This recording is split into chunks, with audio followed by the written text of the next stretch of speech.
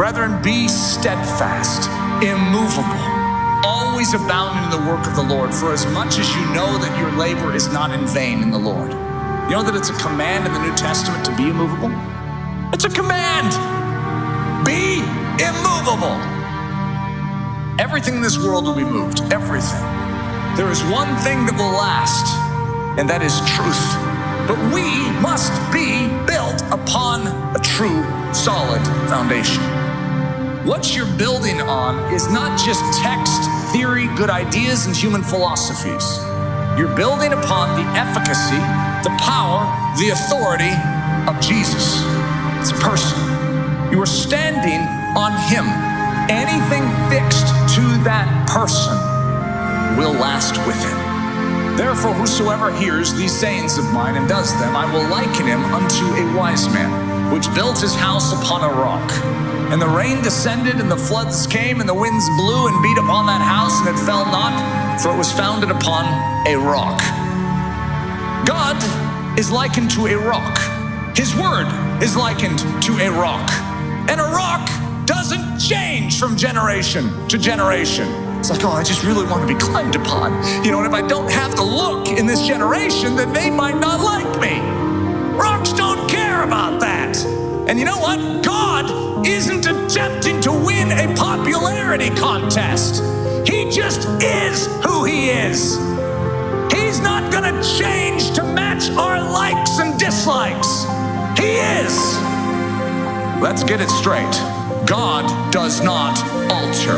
God does not shapeshift. God's truth is a reflection of who he is, and in it is no shadow of turning, just like him.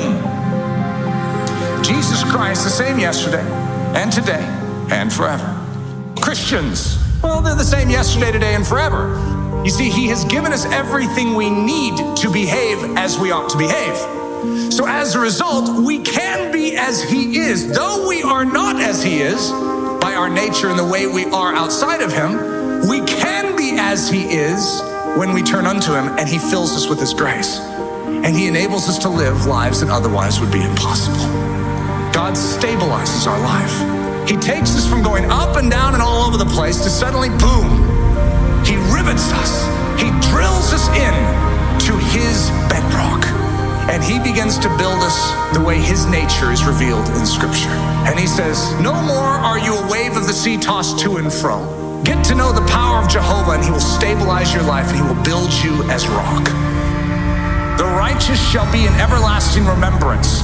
He, meaning the righteous, shall not be afraid of evil tidings. Do you know how often we get evil tidings? They come through television, they come through newspapers, they come through whispers and conversations around you, they come through emails, and they come and they can actually renovate our perspective.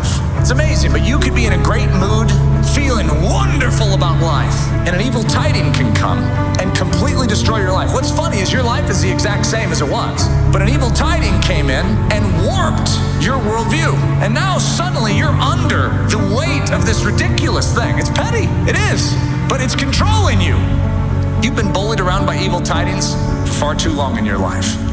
You know what you do when an evil tiding comes? You leap for joy. What do? We leap for joy. The world could collapse for all we care, but our God's not going anywhere. If we live with integrity, we have nothing to fear, no matter how loud they shout. Wherefore also it is contained in the Scripture, behold, I lay in Zion the chief cornerstone, elect, precious. Now listen closely.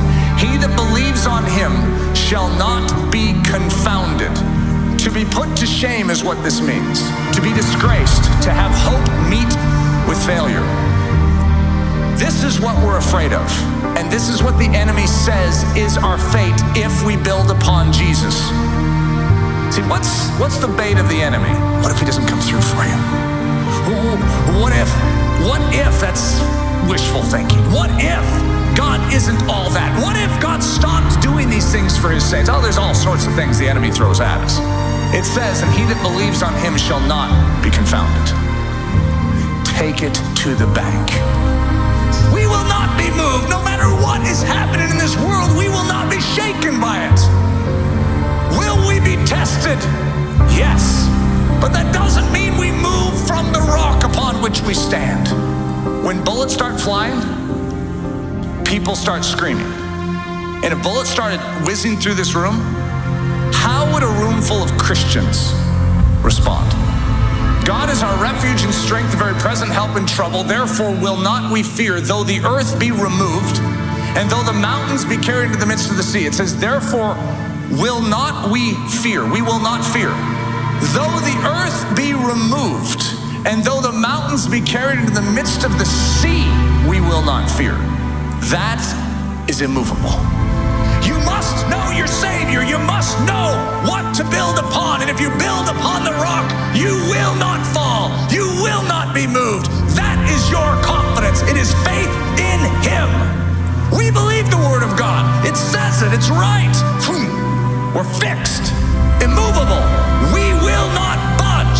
When the earth and the sky are peeling away, and just hear the screams, you can hear everyone panicking. You are not. You're fixed to the eternal one, Jesus Christ. And when the winds and the rains beat against you, your house will not fall. Be still and know that I am God. Be fixed, be resolute, be immovable. The earth could peel away, but you are fixed to the God of Jacob. He is your refuge. There is never a bad moment for a Christian. Every moment is an opportunity for leaping and rejoicing. Every single moment. No matter what is happening, God